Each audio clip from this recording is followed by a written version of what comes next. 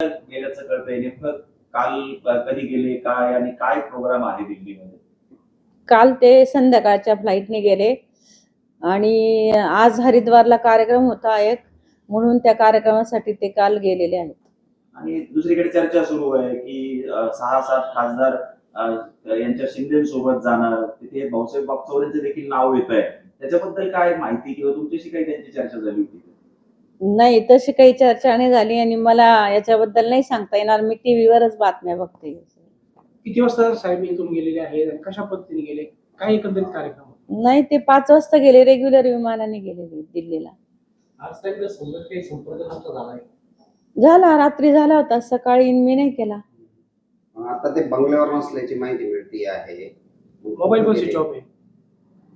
असेल switch off, माहित नाही, झोपलेले असतील अजून, किंवा आता उशिरा गेल्यामुळं जागरण होतं ना त्यांचं, त्याच्यामुळे ते उशिरा सुटतात. त्यामुळे मला नाही सांगता येणार एवढं.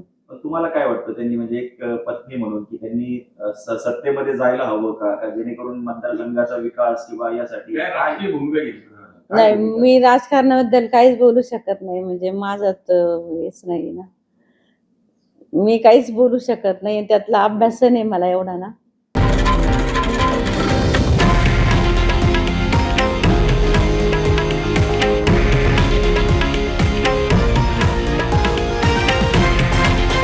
हे आहे देशातील नंबर 1 न्यूज नेटवर्क आणि आपण पाहत आहात TV9 मराठी, एकमेव.